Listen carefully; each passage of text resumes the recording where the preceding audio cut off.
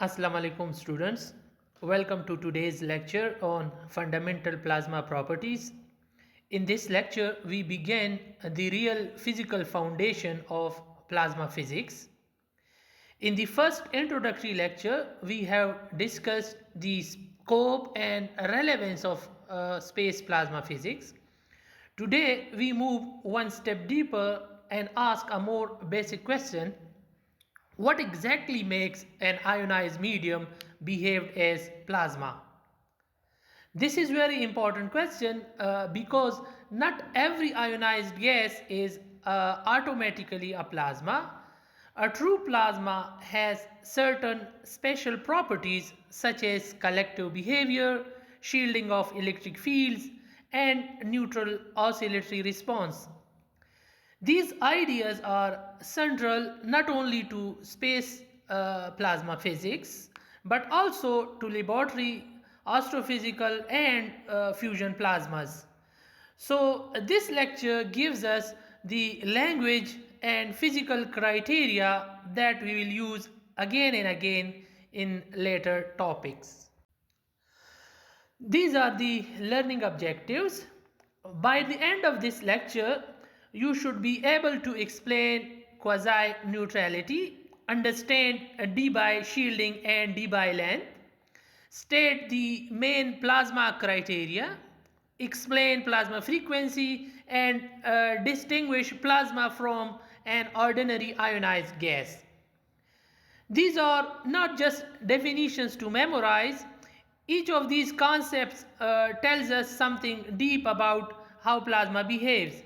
For example, quasi-neutrality tells us how charge balance appears on large scales.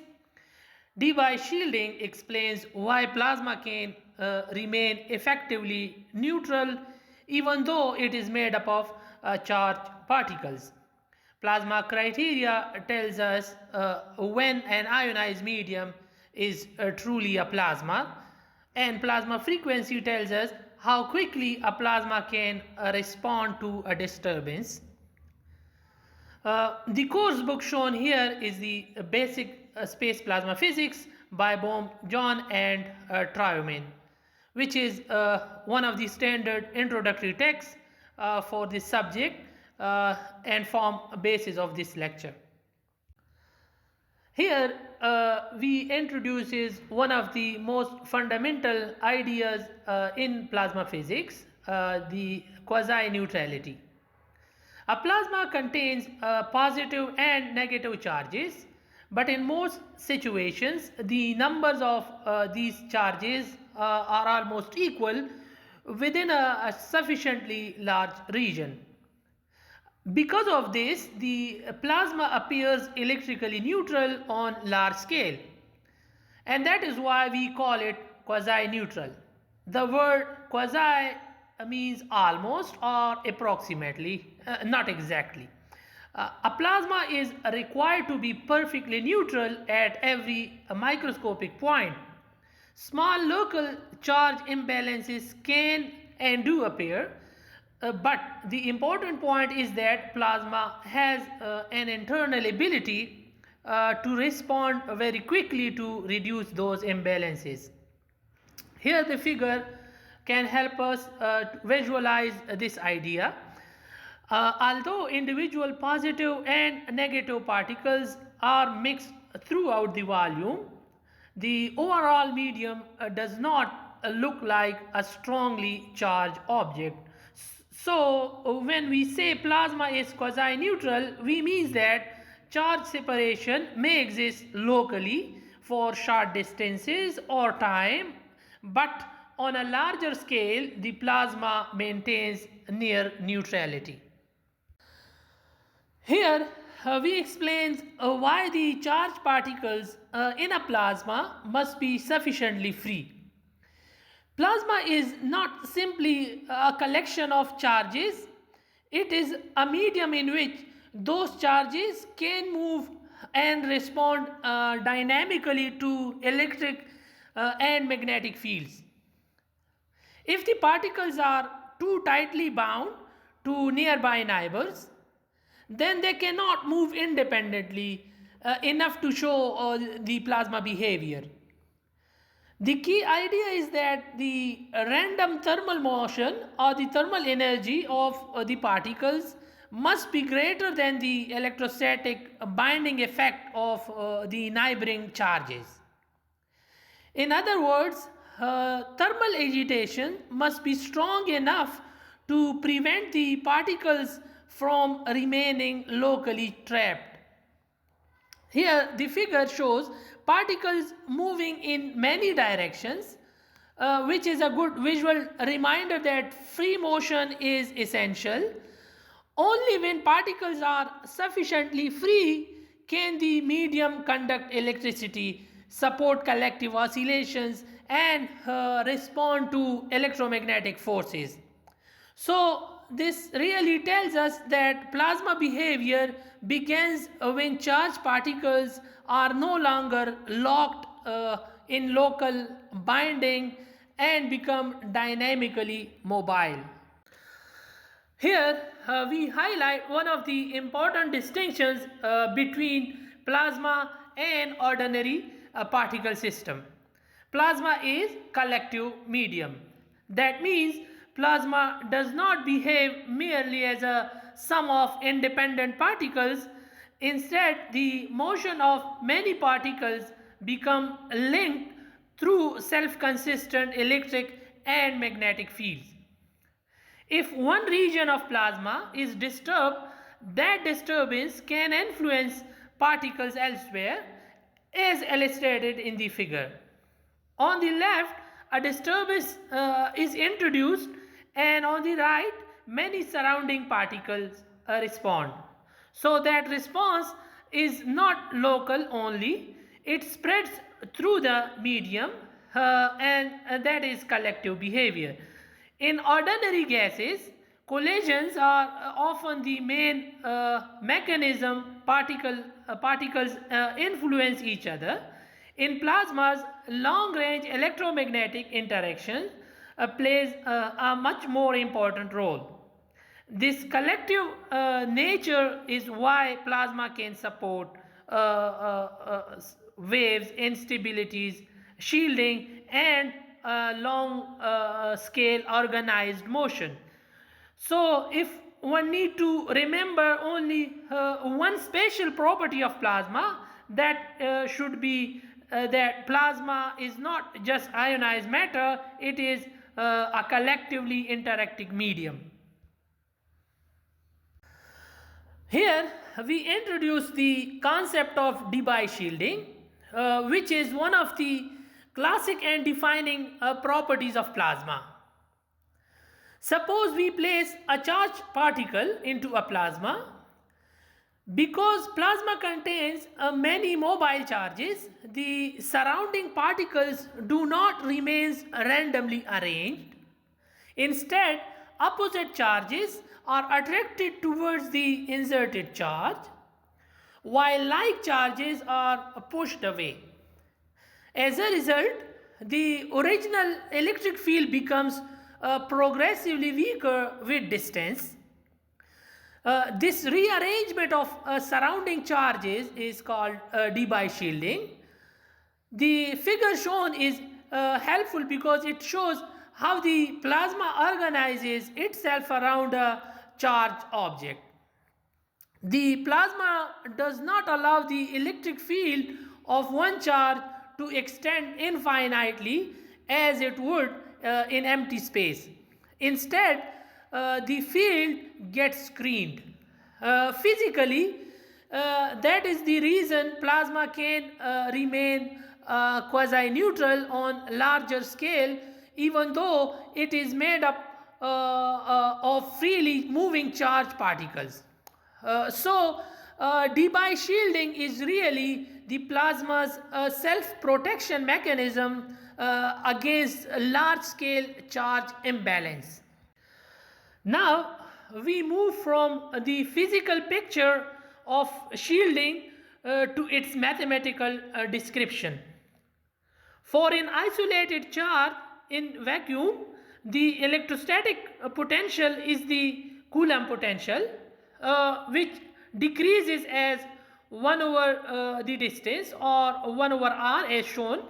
That means in principle the influence of the charge extends very large, but in plasma the situation is different because the surrounding particles rearrange and shield that charge. The potential then takes the Debye form, where an exponential factor appears. This exponential factor is extremely important because it cuts down the potential much more rapidly at large distance. The graph makes this visually clear.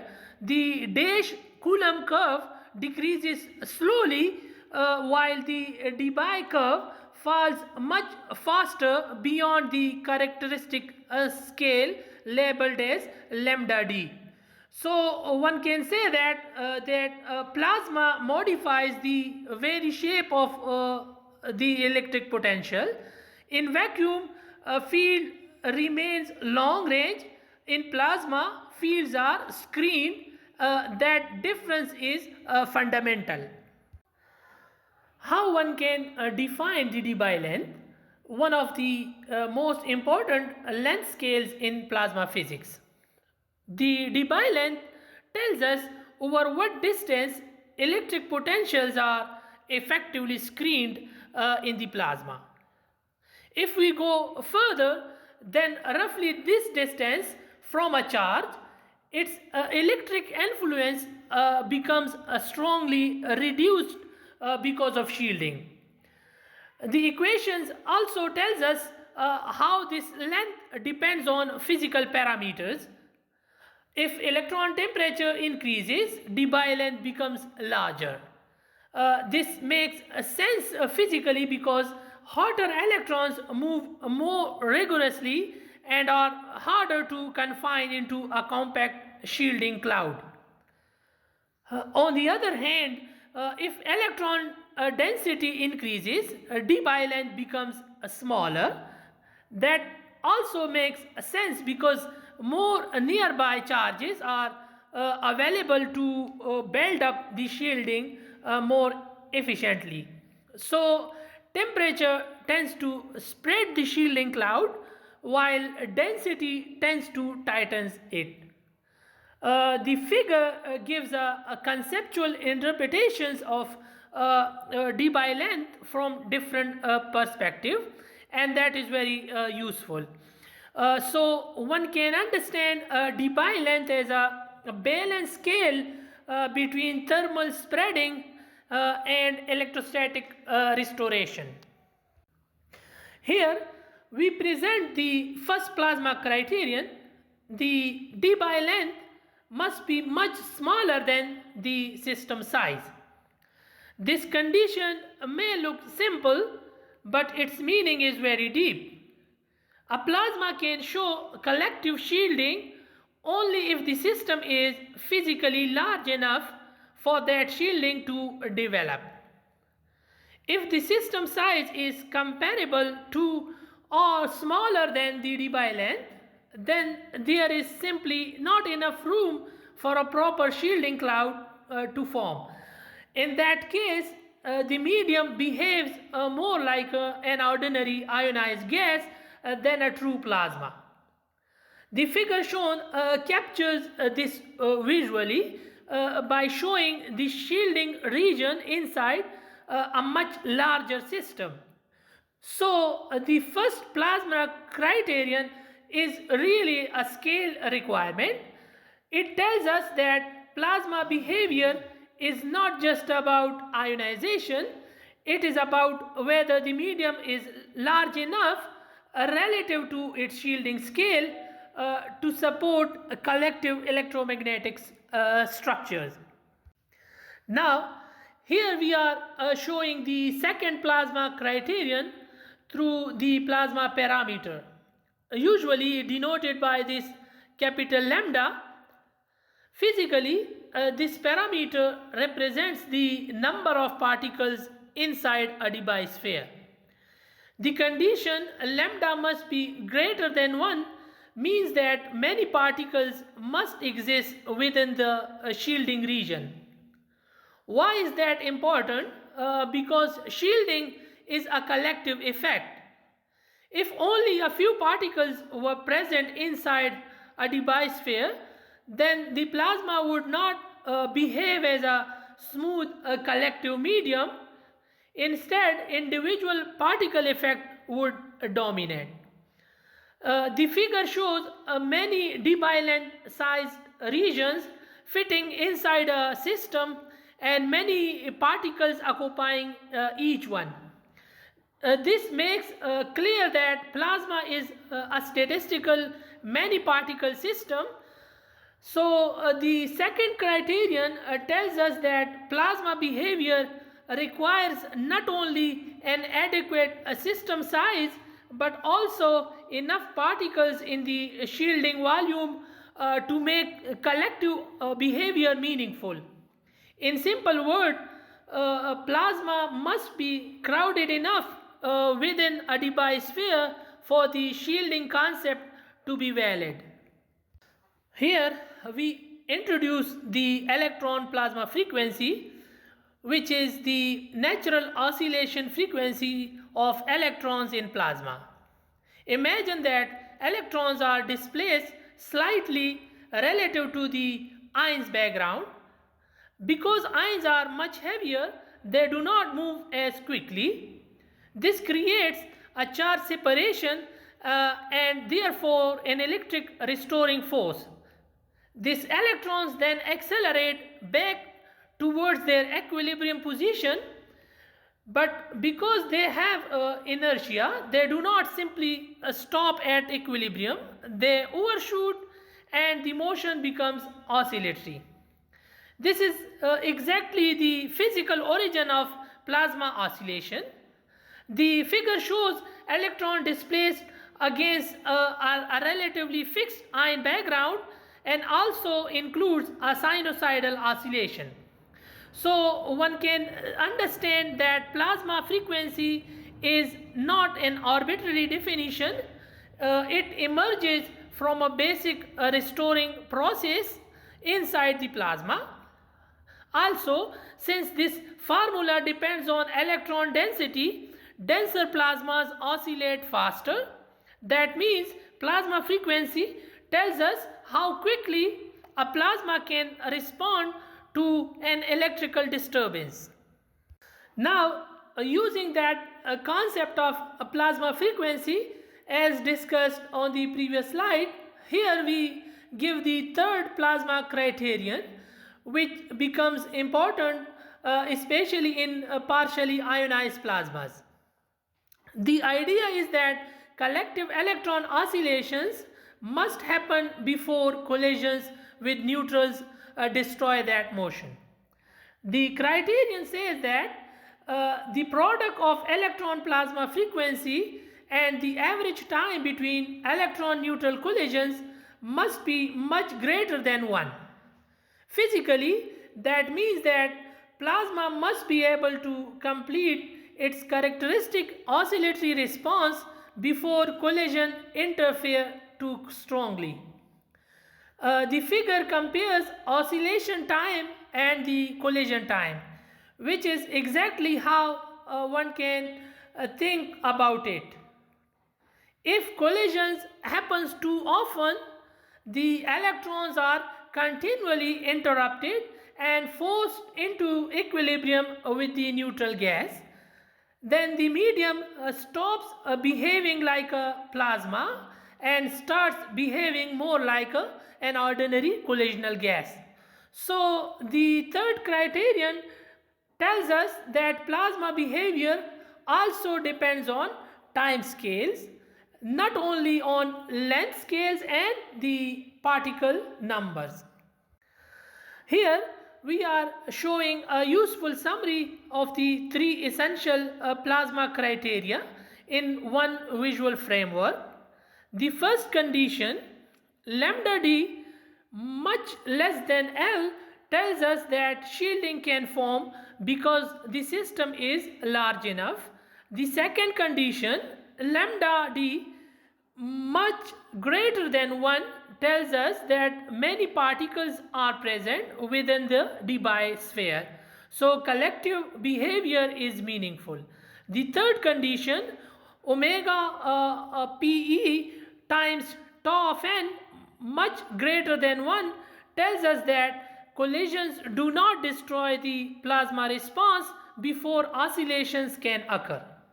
The diagram visually separates these into three pillars.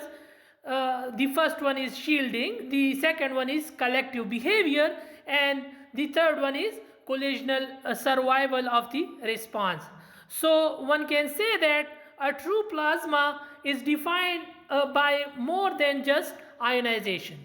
A medium becomes a plasma only when all these conditions work together. A true plasma must be able to show a collective electromagnetic behavior. It must shield electric fields, contain many particles within a Debye sphere, and support collective oscillations without a strong collisional destruction. On the other hand, an ordinary ionized gas may contain free electrons or charges, but if those charges do not interact collectively and do not satisfy the plasma criteria, then the medium lacks the defining behavior of plasma. This distinction is crucial, especially later when we study different natural environments where ionization may exist, but plasma behavior may be weak or incomplete.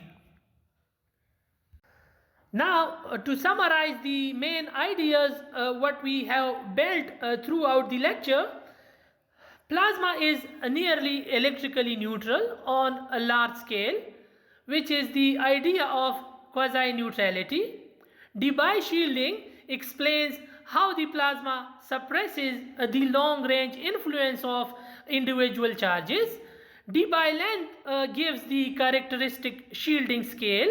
The plasma parameter shows that a plasma response is collective and involves many particles.